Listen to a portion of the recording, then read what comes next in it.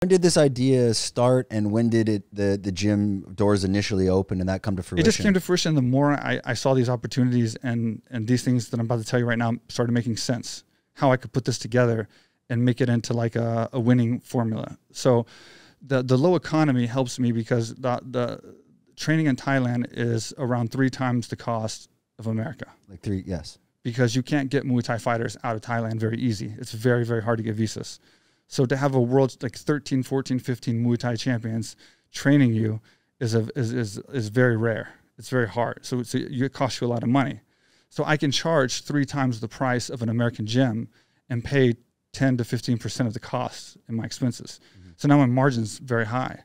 So that's working in my favor. Yeah, very lucrative. And also my clientele are higher level, where as far as like they're more appreciative, they're more people that have more money and spend more money and have a good experience tend to be more fun to hang out with.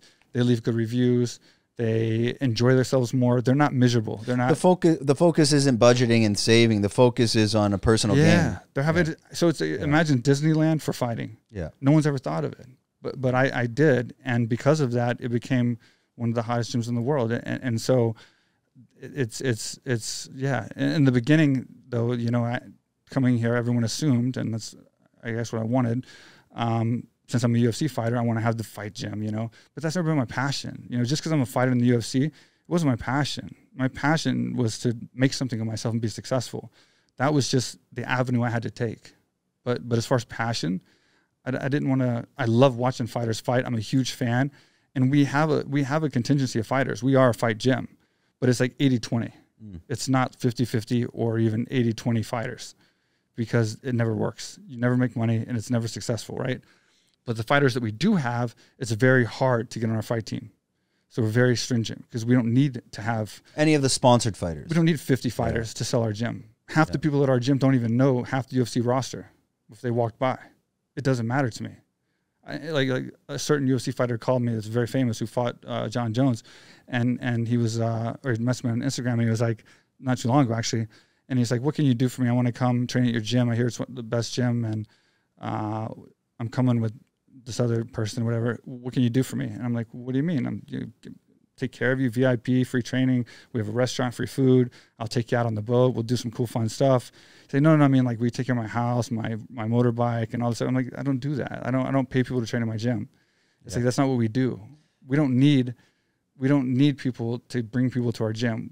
The gym is the celebrity itself. It is the it factor. It is the reason people come. It's not your target audience. Isn't, again, you're not building like would you? And I don't know if I'm crossing the line there. You're not looking to build a gym where fighters are coming out as champions. This is not the goal. Yeah, we are, but not at the level of other gyms, where the entire gym is dedicated to that. Like, so for example, we put everything we have into our fighters that are there, but it's a small group, and it's the best group in Phuket. If you look at our reels on Instagram, like, every other gym laughs at us because we're like the tourist gym. We're the ones, of course we're packed, so they can't laugh too hard, but we're the tourist gym that's goofing around, having fun with our guests, doing stupid stuff. Our trainers are making faces and doing all this stuff.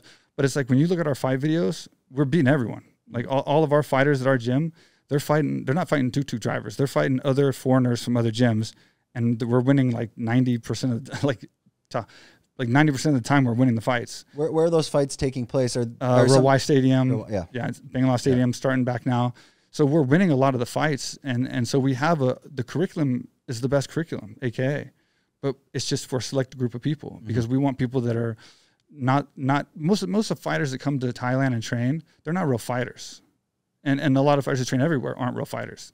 They talk like they're real fighters, and they say they're going to be real fighters, but then they're in the clubs partying, they're doing this, they're doing that. They're not real fighters. They don't understand what it takes to be a fighter, the dedication. So our guys at our gym are the mellow, easygoing. They get along with everyone. They help everyone. They're nice. Manel Cap, for example, he's fighting in UFC Singapore. He's coming back in the next week or two. I don't know exactly. And I'll be coaching him for the fight, and then I'll corner him in Singapore. So you'll go to Singapore? Yeah, sure, absolutely. Yeah, we were looking, another guy, we were looking to go, and it's sold out already. There's just we have the best fighters, but we have a small contingency of them. And so It's just more like we select very selectively because everybody comes to my office. Like in the old days, they'd come to my office and swear up and down they're going to be the next UFC champion.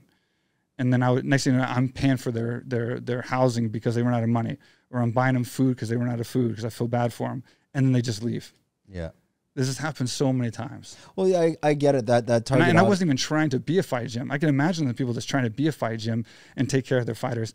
I knew better than to do it, and was still falling into the trap, and still getting that situation. So it's like, for me, it's like I'd rather have the best fighters and just have an overall good experience. I mean, to me, it's like success is not only just when a fighter wins a fight.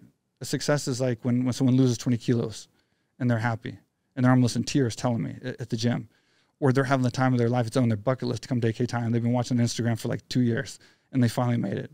Or they wanted to just have a fight in Thailand in the Muay Thai stadium, and they're not, professional, amateur. They're not trying to be a fighter, and they came and they had a fight.